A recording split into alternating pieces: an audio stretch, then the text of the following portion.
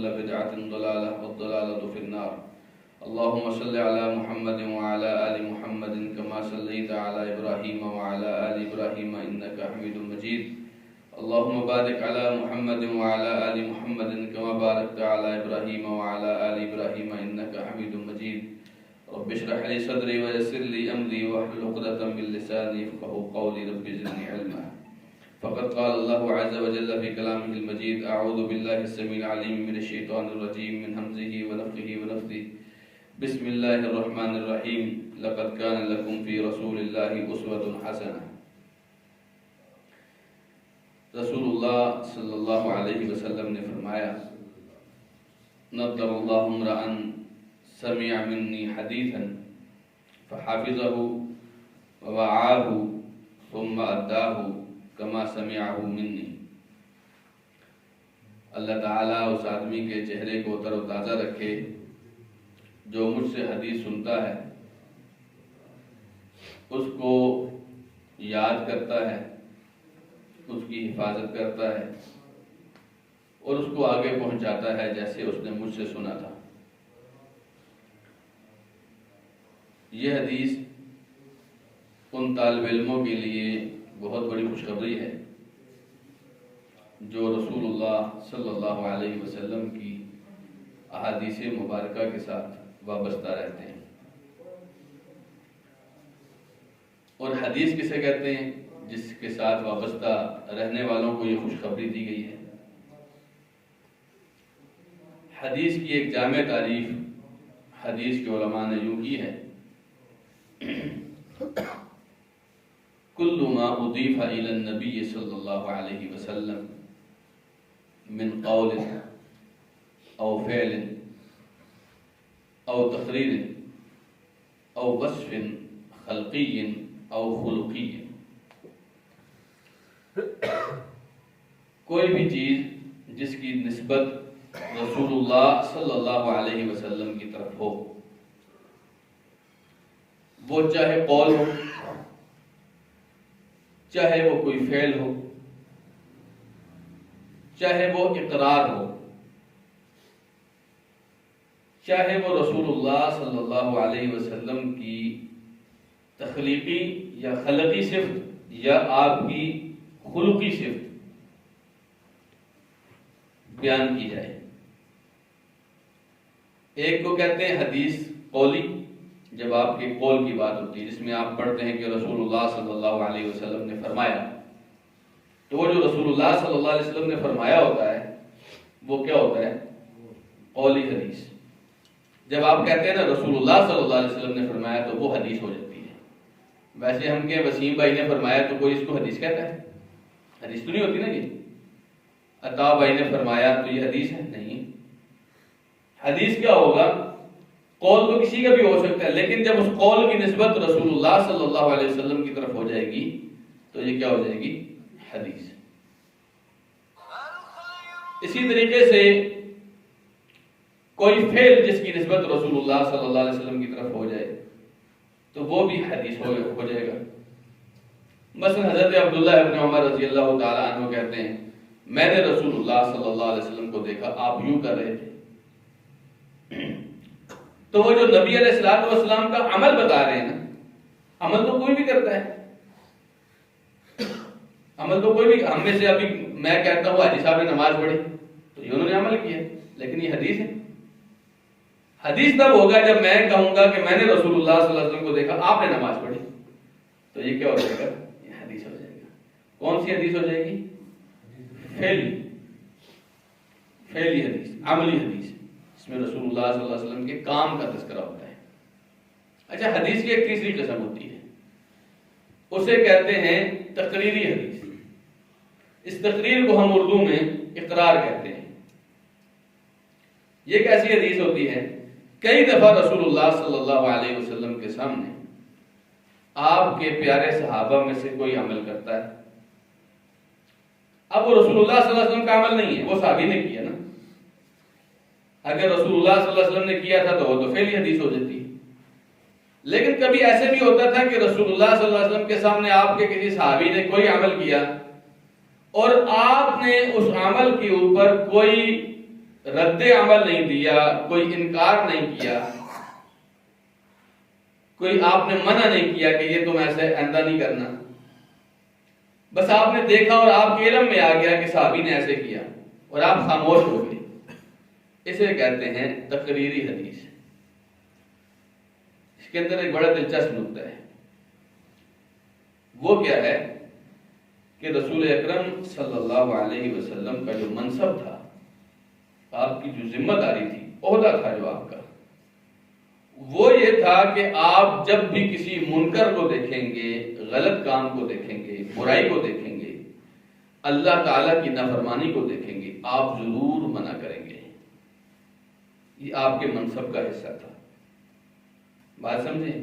اگر آپ نے کچھ دیکھا اور منع نہیں کیا، اس کا کیا مطلب ہے؟ اس کا مطلب ہے وہ کام غلط ہی نہیں تھا، وہ کام غلط نہیں تھا۔ غلط ہوتا تو رسول اللہ صلی اللہ علیہ وسلم منع کرتے نا، کیونکہ آپ کے عہدے کا تقاضا تھا کہ آپ غلط کام سے منع کرتے تھے، لیکن وہ غلط نہیں تھا، اس لیے آپ خاموش ہو گئے۔ آپ کی خاموشی اقرار ہوتا ہے۔ کیا ہوتا ہے؟ اقرار۔ تو اگر کوئی ایسی حدیث آ جائے جس میں کسی صحابی کا عمل ہو اور آپ خاموش تھے، آپ کو پتہ چل گیا صحابی نے ایسے کیا لیکن آپ نے اس کو کچھ نہیں کہا، یہ تقریری حدیث کہلاتی ہے۔ ٹھیک ہے نا؟ جیسے ایک دفعہ رسول اللہ صلی اللہ علیہ وسلم نے نماز مکمل کی، آپ نے پوچھا کہ رکوع کے بعد یہ کلمات کس نے کہے کہ ربنا ولک الحمد حمدا کثیرا طیبا مبارکا فی، یہ کلمات کس نے کہے؟ تو ایک صحابی نے کہا اللہ کے رسول میں نے کہے۔ آپ نے فرمایا میں نے 30 سے زیادہ فرشتوں کو دیکھا ہے، وہ ایک دوسرے سے زیادہ سبقت لے جانے کی کوشش کر رہے تھے کہ میں یہ عمل اللہ تعالیٰ کے پاس پہنچاؤں گا۔ تو کیا تو صحابی نے ہے نا، لیکن رسول اللہ صلی اللہ علیہ وسلم نے اقرار کیا، آپ نے اس کو غلط نہیں کہا۔ یہ حدیث کی تیسری قسم ہوتی ہے۔ ایک حدیث کی قسم اور ہوتی ہے، اور وہ کون سی ہے کہ رسول اللہ صلی اللہ علیہ وسلم کی اخلاقی صفت۔ کوئی صحابی کہے کہ رسول اکرم صلی اللہ علیہ وسلم ہمیشہ مسکراتے رہتے تھے، یا رسول اکرم صلی اللہ علیہ وسلم خاموش رہتے تھے عام طور پر۔ یہ حدیث میں آتا ہے کہ رسول اللہ صلی اللہ علیہ وسلم کنواری دوشیزہ لڑکی سے زیادہ حیادار تھے۔ آپ اتنے شرمیلے تھے کہ کنواری لڑکی بھی اتنی شرمیلی نہیں ہوتی۔ اب یہ کوئی قول نہیں ہے رسول اللہ صلی اللہ علیہ وسلم کا، یہ کوئی فعل بھی نہیں ہے رسول اللہ صلی اللہ علیہ وسلم کا، یہ آپ کی ذاتی عادتیں ہیں۔ یہ جو ہے یہ اخلاقی صفت ہے، یہ خلقی صفت ہے، یہ رسول اللہ صلی اللہ علیہ وسلم کی۔ اسی طرح جس حدیث میں یہ آتا ہے کہ رسول اللہ صلی اللہ علیہ وسلم اونچے قد کے بھی نہیں تھے، بہت چھوٹے قد کے بھی نہیں تھے، درمیانے قد کے تھے۔ یا حدیث میں آتا ہے کہ رسول اکرم صلی اللہ علیہ وسلم بہت زیادہ گورے بھی نہیں تھے، بہت زیادہ گہرے رنگ کے بھی نہیں تھے، آپ خوبصورت اور درمیانے رنگ کے تھے۔ ایک صحابی سے کسی نے پوچھا کہ رسول اللہ صلی اللہ علیہ وسلم تلوار کی طرح تھے، یعنی تلوار کی طرح چمکدار تھے؟ تو کہتے ہیں نہیں، رسول اللہ صلی اللہ علیہ وسلم چاند کی طرح خوبصورت تھے۔ بات سمجھے؟ اس نے پوچھا اللہ کے رسول تلوار کی طرح تھے؟ تو آپ کہتے ہیں نہیں، رسول اللہ صلی اللہ علیہ وسلم چاند کی طرح تھے۔ تو اب یہ رسول اللہ صلی اللہ علیہ وسلم کا قول بھی نہیں ہے، فعل بھی نہیں ہے، آپ کی اخلاق عالیہ بھی کبھی اس میں تذکرہ نہیں، لیکن آپ کی ذات مبارکہ کا اس میں تذکرہ ہے۔ آپ کے بال کہاں کہاں تک ہوتے تھے، آپ لباس کیسا پہنتے تھے، یہ نبی علیہ الصلوۃ والسلام کی خلقی صفتیں ہیں، خلقی تخلیقی صفتیں ہیں۔ ہماری جو آج کی کلاس جو شروع ہونے جا رہی ہے، اس میں عام طور پر رسول اللہ صلی اللہ علیہ وسلم کی یہ خلقی اور خلقی صفات کا تذکرہ ہے، خلقی اور خلقی صفات کا تذکرہ ہے۔ یعنی اس میں ہم بات کریں گے رسول اکرم صلی اللہ علیہ وسلم کی ذات مبارکہ تھی کیسی، اور آپ علیہ الصلوۃ والسلام کی اخلاق عالیہ کیسے تھے۔ اور ان دونوں چیزوں کو عربی میں کہتے ہیں شمائل۔ کیا کہتے ہیں؟ شمائل، یعنی اوصاف، کسی کی صفتیں۔ امام ترمذی رحمۃ اللہ علیہ نے یہ کتاب آپ کے سامنے ہے، شمائل محمدیہ کے نام سے رسول اللہ صلی اللہ علیہ وسلم کی وہ ساری احادیث یا قریب اکثر احادیث اس کتاب میں جمع کی ہیں۔ اس سے پہلے رسول اللہ صلی اللہ علیہ وسلم کی ان معاملات کے اوپر کوئی اکیلی کتاب نہیں تھی، پہلے تھیں صحیح بخاری، صحیح مسلم، امام ترمذی کی اپنی کتاب ہے سنن ترمذی، اور ابو داؤد، نسائی، ابن ماجہ، مسند احمد، اس میں یہ حدیثیں ساری موجود ہیں، لیکن وہ بکھری ہوئی ہیں، اس طرح ایک عنوان کے تحت کسی حدیث کو جمع نہیں کیا گیا تھا۔ لیکن اب ہم بات کر رہے ہیں رسول اللہ صلی اللہ علیہ وسلم کی سیرت کے متعلق، تو وہ بخاری میں کہیں شروع میں ملے گی، کہیں درمیان میں ملے گی، کہیں آخر میں حدیثیں جا کے ملیں گی، مل جائیں گی، لیکن مختلف بکھری ہوئی۔ امام ترمذی نے یہ کام کیا کہ ایک جگہ پہ رسول اللہ صلی اللہ علیہ وسلم کے ان سارے اوصاف کو جمع کیا۔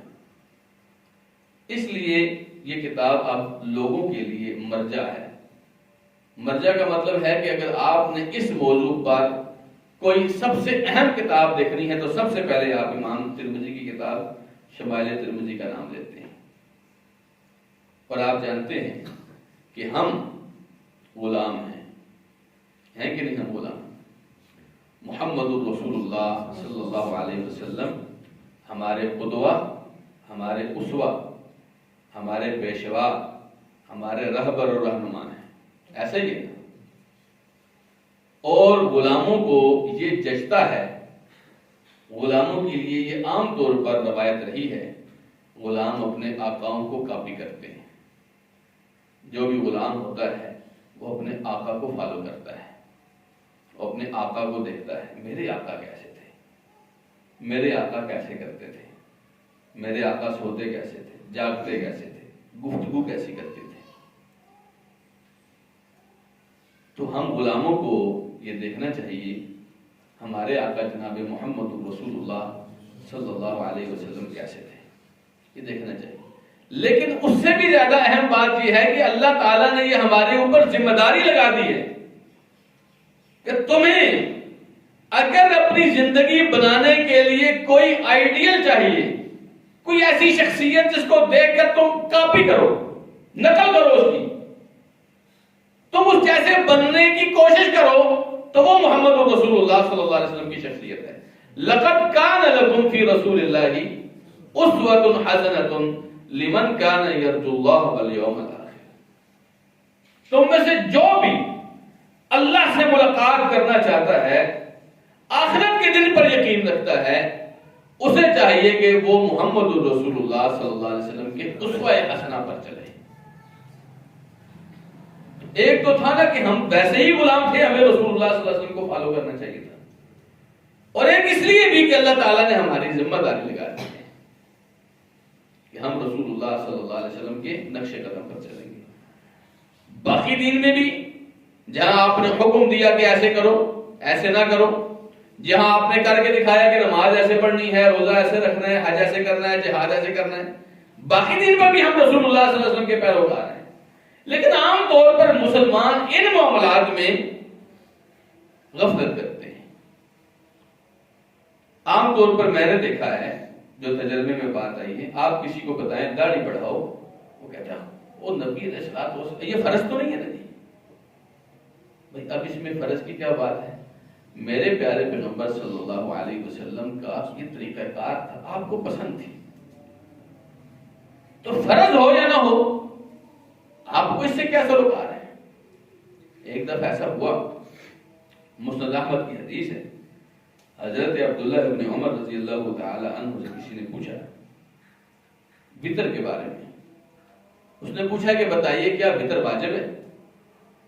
حضرت عبداللہ ابن عمر کہتے ہیں کہ اوتر رسول اللہ صلی اللہ علیہ وسلم و اوترنا، بھئی بات یہ ہے کہ رسول اللہ صلی اللہ علیہ وسلم نے وتر پڑھے تھے، و اوترنا، ہم بھی وتر پڑھتے ہیں۔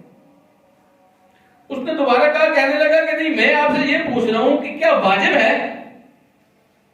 مراد اس کی شاید یہ تھی کہ اگر واجب نہیں ہے تو چلو جان بھی چھوٹ سکتی ہے۔ تو حضرت عبداللہ ابن عمر رضی اللہ تعالی عنہ نے اس کو وہیں پر ٹوکا، کہنے لگے ما الا تعقل، عقل نہیں ہے تمہارے اندر؟ اوتر رسول اللہ صلی اللہ علیہ وسلم دیکھو اس سے بڑی تمہیں کیا اور چیز کی ضرورت ہے کہ رسول اللہ وطر پڑھا کرتے تھے، ہم وطر پڑھتے ہیں، اور کیا دلیل تمہیں چاہیے؟ مسلمان کو، غلام کو کیا لازمی طور پر ہمیشہ ڈنڈے کے زور پر ہی منوایا جائے گا؟ یہ تو غلام ہے نہیں۔ جہاں ہم فالو کر رہے ہوتے ہیں انڈیا کے کسی ایکٹر کو، ہیرو کو، انگریزوں کے کسی غلام کو، ہمیں وہ جچتا نہیں تھا۔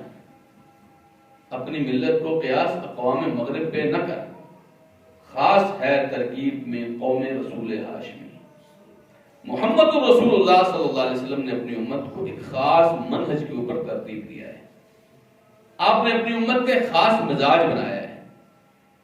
آپ نے کافروں کے بالکل دو بدو اس امت کو کھڑا کیا ہے کہ تم اور کافر کسی صورت بھی ایک جیسے نہیں ہو سکتے، اور تمہیں اگر اپنی زندگی گزارنے کے لیے کوئی طریقہ چاہیے، تمہیں چاہیے کہ سب سے بہتر زندگی کیسے گزاری جا سکتی ہے، محمد رسول اللہ صلی اللہ علیہ وسلم کو دکھایا۔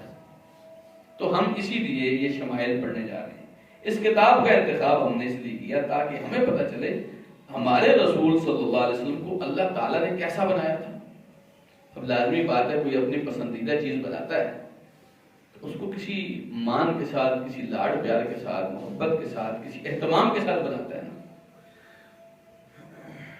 اور اسی طریقے سے اللہ کے رسول صلی اللہ علیہ وسلم کو ایک تو اللہ تعالیٰ نے خلقی صفات دی، آپ کے جسم مبارک میں، آپ کی ذات مبارک میں آپ کیسے تھے۔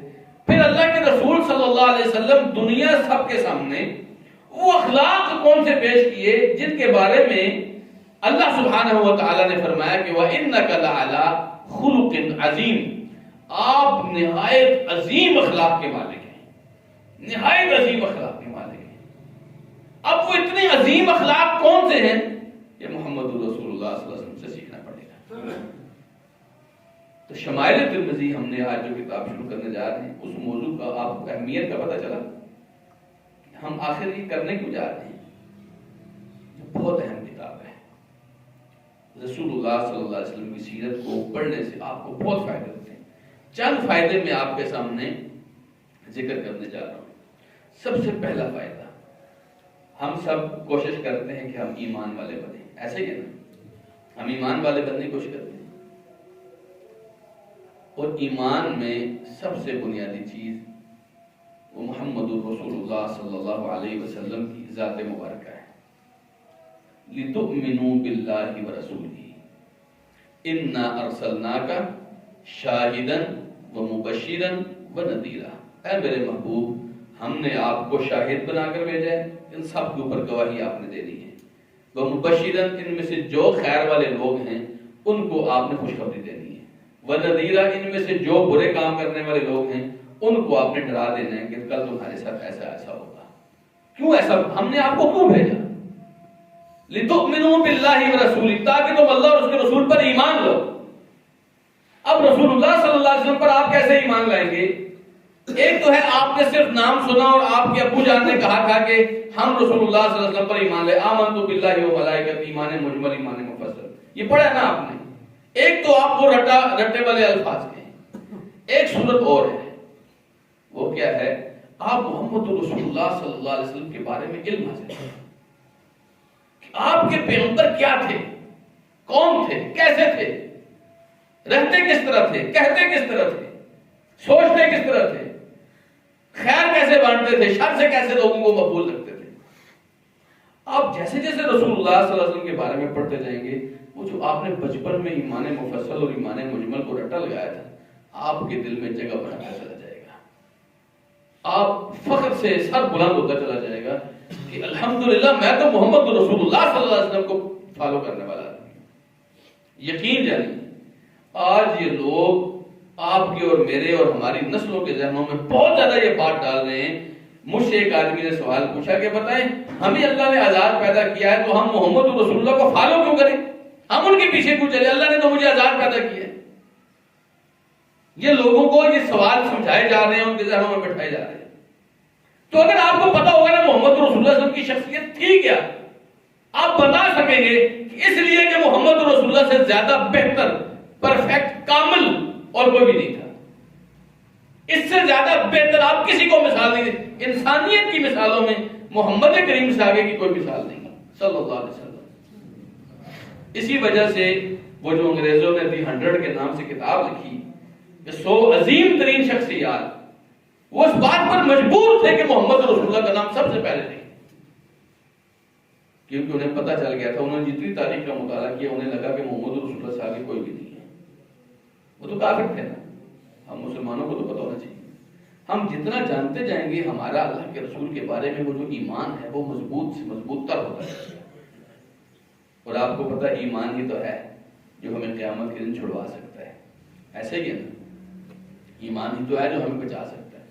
تو ایک تو آپ کو رسول اللہ صلی اللہ علیہ وسلم پر ایمان زیادہ ہوتا ہے. دوسرا کیا ہوتا ہے، اللہ کے رسول صلی اللہ علیہ وسلم کے بارے میں جتنا آپ جانتے جائیں گے آپ کے دل میں رسول اللہ کی محبت اتنی بڑھتی چلی جائے گی، اتنی بڑھتی چلی جائے گی. آپ جب دیکھیں گے اللہ کے رسول صلی اللہ علیہ وسلم ایسے کرتے تھے، آپ کا دل اندر سے خوشی سے بھرپور ہوتا چلا جائے گا. تو اپنے محبوب کے تذکرے تو بار بار کوئی کرتا ہے نا جی.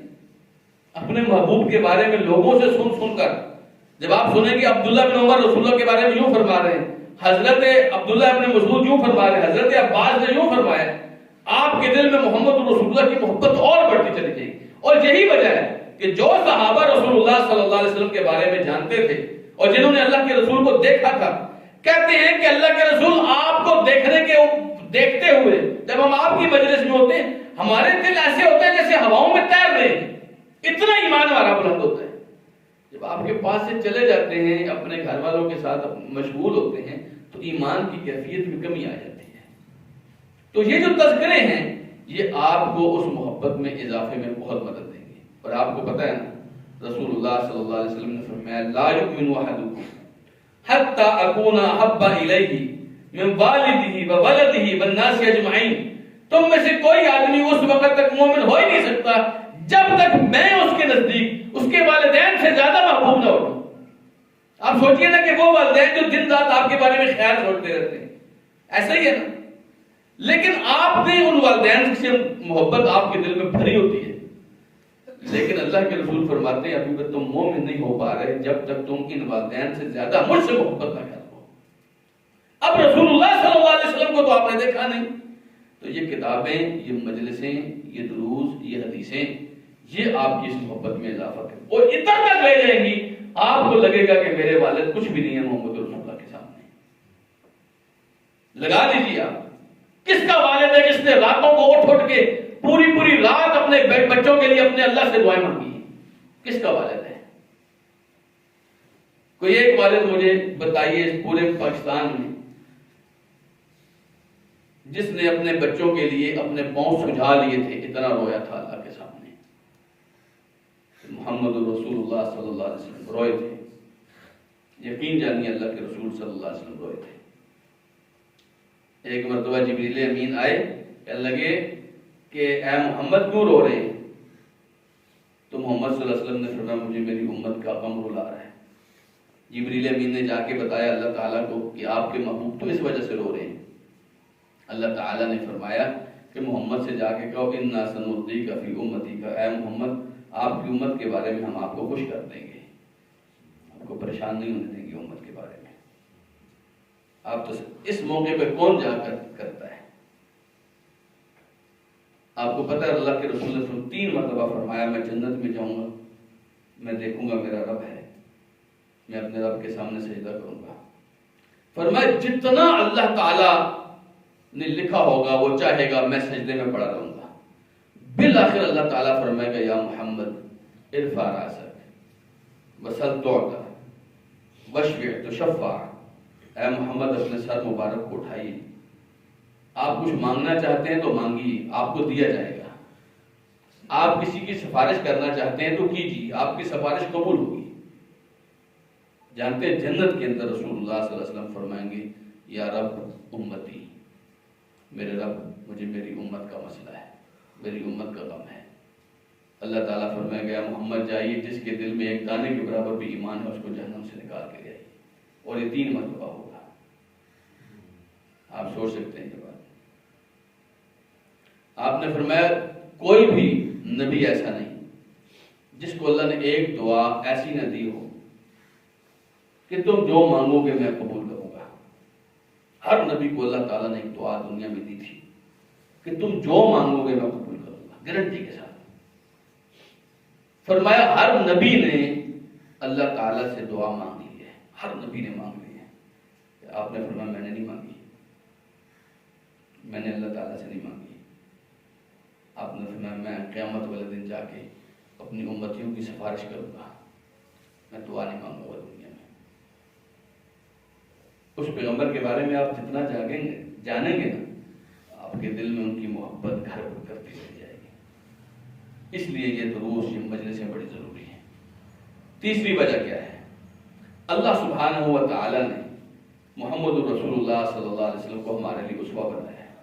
اب کسی اسوہ کو، کسی آئیڈیل کو آپ فالو تب کر سکتے ہیں، اس کو نقل تب کر سکتے ہیں، اس جیسا تب کر سکتے ہیں جب آپ کو پتا ہوگا کہ وہ ایسا کرتے تھے۔ آپ کو پتہ ہی نہیں محمد رسول اللہ صلی اللہ علیہ وسلم بال کیسے بناتے تھے، آپ ان کے جیسے کیسے بال بنا سکتے ہیں؟ جبکہ کافر ہر سکرین میں آپ کو بتا رہے ہوتے ہیں کہ کافروں کے بال ایسے ہوتے ہیں، ان کی بیٹیوں کے دوپٹے ایسے ہوتے ہیں، آپ کو تو پتہ ہی نہیں ہے محمد رسول اللہ صلی اللہ علیہ وسلم کی بیٹیوں کے کپڑے، لباس کیسا ہوتا تھا، ان کی چال چلن کیسی ہوتی تھی۔ تو آپ کیسے اپنے بچوں کو ویسے کرا سکتے ہیں؟ اس کے لیے آپ کو جاننا پڑے گا، اس کے لیے آپ کو پڑھنا پڑے گا، اس کے لیے آپ کو ان مجلسوں میں حاضر ہونا پڑے گا۔ آپ کو پتہ چلے گا رسول اللہ صلی اللہ علیہ وسلم ہمارے کیسے کرتے تھے۔ تو آپ جو اللہ تعالیٰ نے حکم دیا لَقَدْ كَانَ لَكُمْ فِي رَسُولِ اللَّهِ أُسْوَةٌ حَسَنَةٌ، اس حکم پر طیب بھائی آپ تب چل سکتے ہیں جب آپ پڑھیں گے، آپ سمجھیں گے، آپ ان کو دیکھیں گے۔ چوتھی وجہ جس وجہ سے ہم یہ کلاس پڑھنی چاہیے ہمیں، وہ یہ ہے کہ دیکھیے بہرحال آپ کو اپنے لیے، اپنے سے زیادہ تو کوئی محبوب نہیں ہوتا نا بندے کو، لیکن محمد رسول اللہ آپ کے نزدیک آپ سے بھی زیادہ محبوب ہونے چاہیے۔ اللہ تعالیٰ نے فرمایا النبی اولیٰ بالمؤمنین من انفسہم۔ آپ کے اپنے 100 کام ہیں نا، اپنی مصروفیات ہیں، ہوتی ہیں کہ نہیں ہوتی ہیں؟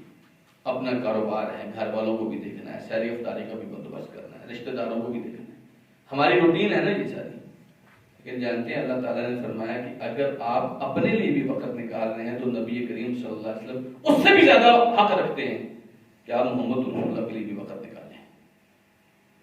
النبی اولیٰ بالمؤمنین من انفسہم، نبی کریم صلی اللہ، اگر آپ مومن ہیں تو نبی کریم صلی اللہ علیہ وسلم آپ کی جان سے بھی زیادہ آپ کے نزدیک مستحق ہونے چاہیے۔ آپ کے وقت کے، آپ کے مال کے، آپ کی محبتوں کے، آپ کے دفاع کے، ہر لحاظ سے آپ کے سامنے دنیا کا کوئی آدمی بھی، حتیٰ کہ آپ اپنے لیے بھی اتنے زیادہ ضروری نہیں ہونے چاہیے جتنے محمد رسول اللہ آپ کے لیے ضروری ہونے چاہیے۔ تب آپ جا کے اپنی اتنی مصروفیات میں سے پیارے پیغمبر صلی اللہ علیہ وسلم کے لیے وقت نکالیں گے۔ وغیرہ کسی غیر اہم کے لیے کون وقت نکالتے ہیں؟ آج کل کس کے پاس وقت ہے؟ غیر اہم کے لیے کون نکالتے ہیں؟ لیکن اتنے اہم کہ آپ کے والدین سے بھی زیادہ اہم، آپ کے رشتہ داروں سے بھی زیادہ اہم، آپ کی دنیا سے بھی زیادہ اہم، آپ کی جان سے بھی زیادہ اہم۔ ایک طرف آپ کی جان جاتی ہے اور ایک طرف محمد رسول اللہ صلی اللہ علیہ وسلم کی محبت اور ایمان ہو۔ آپ کو جان کی پرواہ نہیں کرنی چاہیے، آپ کو محبت کے اوپر جان لٹا دینی چاہیے۔ ایسا ہے کہ نہیں ہے؟ تو اللہ کے رسول صلی اللہ علیہ وسلم کے لیے وقت اس لیے نکالنا چاہیے۔ پھر ایک وجہ اور بھی ہے، اللہ سبحانہ و تعالیٰ نے قسمیں کھا کر فرمایا ہے نون والقلم وما یسطرون ما انت بنعمت ربک بمجنون وَإِنَّ لَكَ لَأَجْرًا غَيْرَ مَمْنُونٍ وَإِنَّكَ لَعَلَىٰ خُلُقٍ عَظِيمٍ۔ نون قسم ہے ہمیں قلم کی، اور اس قلم کے ذریعے سے یہ قلم جو کچھ لکھتے ہیں اس کی بھی قسم ہے۔ آپ کے رب کی نعمت ہے آپ کے اوپر، آپ مجنون نہیں ہیں۔ لوگ کہتے تھے نا نبی کریم صلی اللہ علیہ وسلم مجنون ہے، کافر مشرک ایسے کہتے تھے۔ اللہ تعالیٰ قسمیں کھا کے فرما رہا ہے کہ میرا پیغمبر مجنون نہیں ہے۔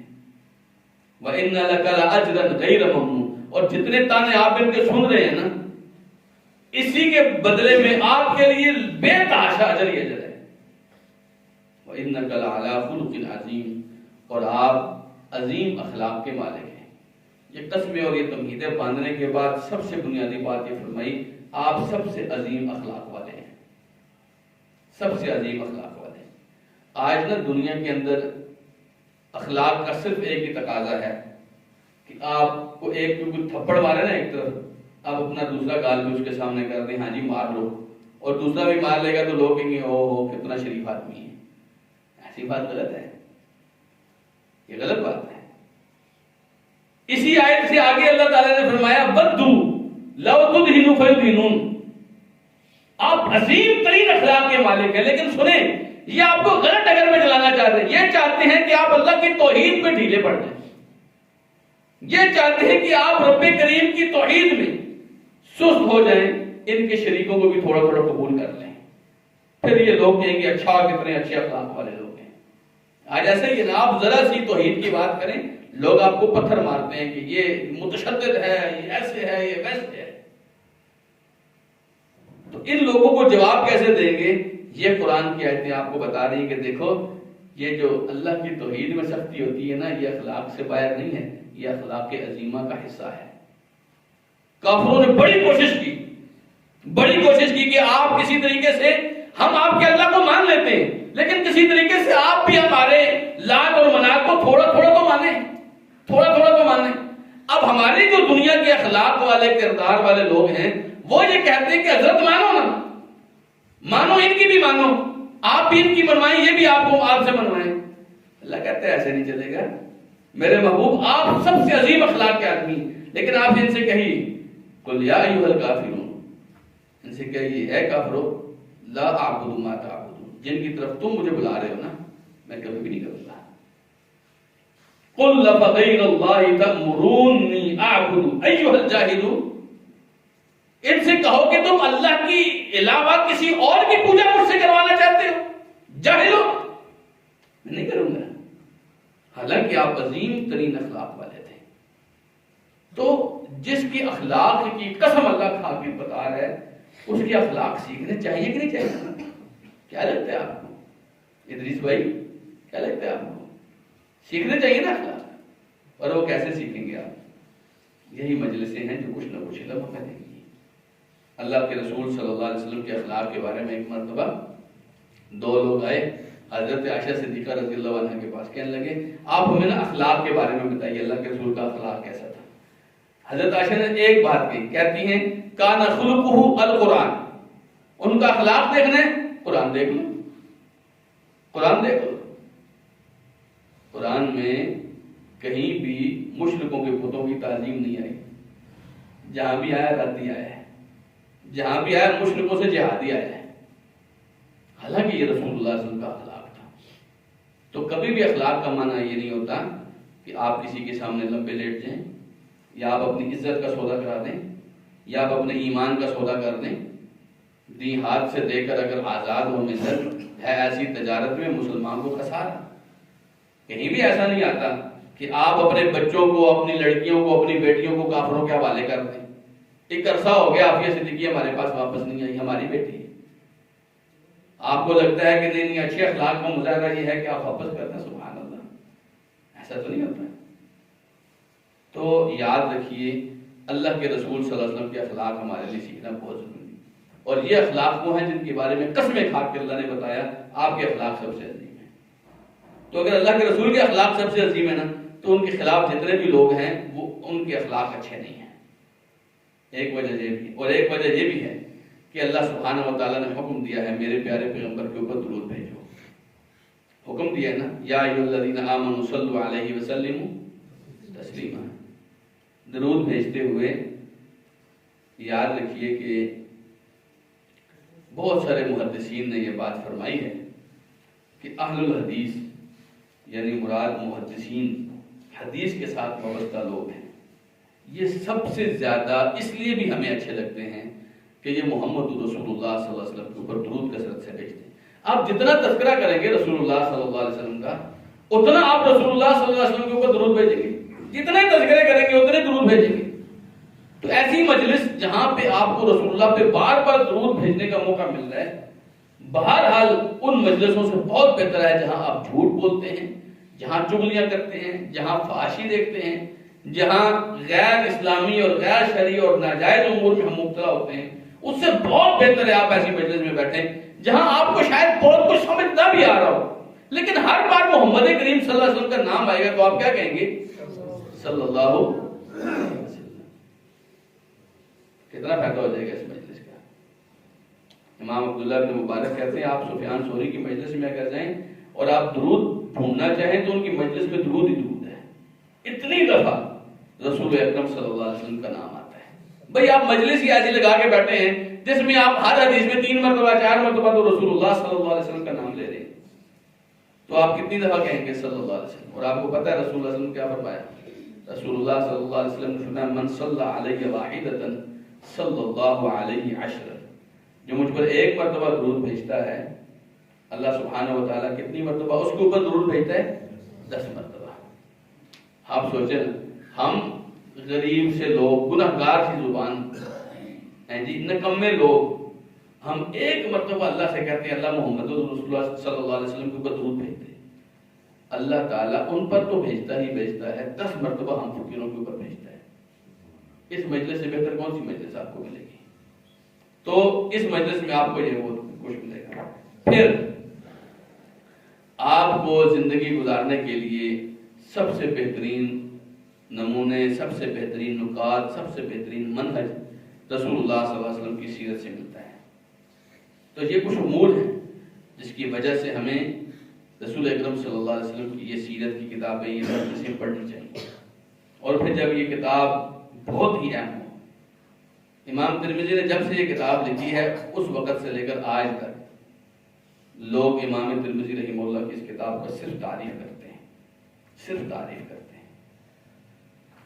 شاید اس طریقے سے جس طریقے سے آج لوگ بہت زیادہ انٹرنیٹ وغیرہ سے جمع کر کے لکھتے ہیں, امام ترمذی نے اتنا کچھ جمع نہیں کیا. لیکن امام ترمذی نے جس محبت کے ساتھ لکھی, یہ ہماری مسجد ایک چھوٹا سا ٹکڑا ہے, وگرنہ دنیا بھر کی مسجدوں میں شمائل ترمذی کے حلقات لگے ہوتے ہیں اور لوگ طالب علم اسی طرح جوک در جوک شرکت کرتے ہیں. مجھے یاد ہے میں نے اپنے استاد سہیل حسن حفیظہ اللہ, ڈاکٹر سہیل حسن صاحب فیصل مسجد کے خطیب ہیں, ان سے انڈونیشیا, ملیشیا کے اور تھائی لینڈ کے کچھ طالب علموں کے ساتھ بیٹھ کر یہ کتاب میں نے پڑھی تھی. ہمارے ساتھ کون تھے؟ انڈونیشیا, ملیشیا اور تھائی لینڈ کے کچھ طالب علم تھے اسلام آباد میں.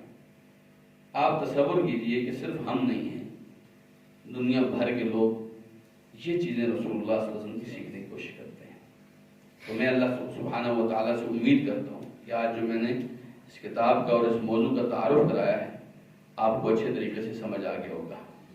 آ گیا نا انشاءاللہ؟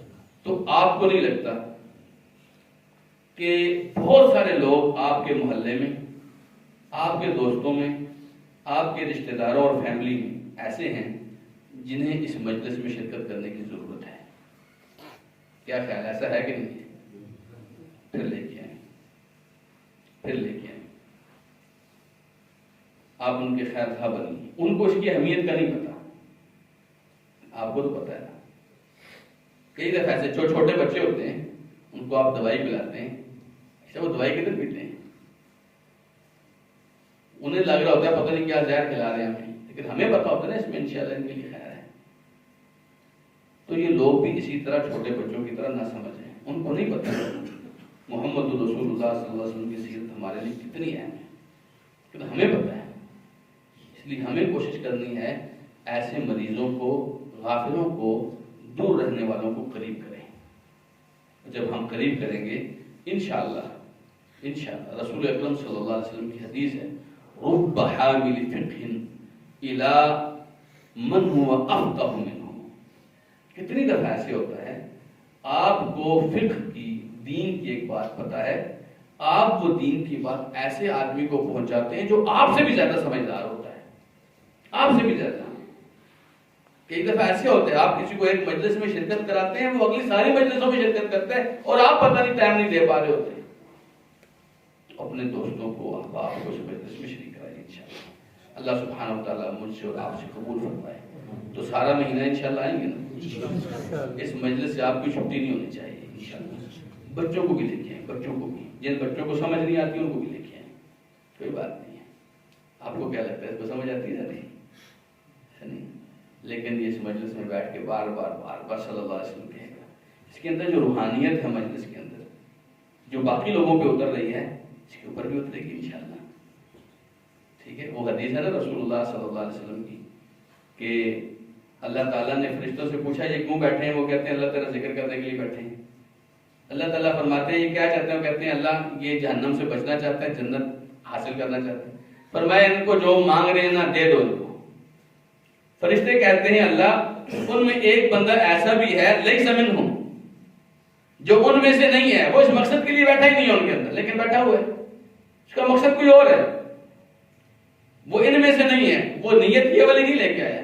کئی لوگ ہوتے ہیں نا چاول کے پیچھے آتے ہیں، کوئی دوست ہوتے ہیں دوست کے پیچھے آتی ہے چل اب ادھر بیٹھ کے مکے تو اس کو ساتھ لے کے جاتے ہیں. تو جانتے ہیں اللہ سبحانہ وتعالیٰ نے فرشتوں کی اس بات کے جواب میں کیا فرمایا؟ جب فرشتوں نے کہا کہ اللہ ان میں سے ایک بندہ ہے جو ان میں سے نہیں ہے، وہ اس مقصد کے لیے آیا نہیں تھا، اللہ تعالیٰ فرماتا ہے ہم لا یشقا جلیسہم، یہ جو میرے بندے ہیں جو میرے لیے بیٹھے ہیں اتنے مبارک ہیں، اتنے مبارک ہیں، ان کے ساتھ بیٹھنے والا دوسرا آدمی بھی محروم نہیں ہوتا، اس کو بھی دے دو، اس کو بھی جہنم سے آزادی دے دو، جنت کا داخلہ دے دو. اللہ سبحانہ وتعالیٰ ہمیں ایسا بنائے. جزاکم اللہ خیرا وآخر دعوانا الحمدللہ رب العالمین. کل سے ہم اس کتاب کا باقاعدہ انشاءاللہ درسن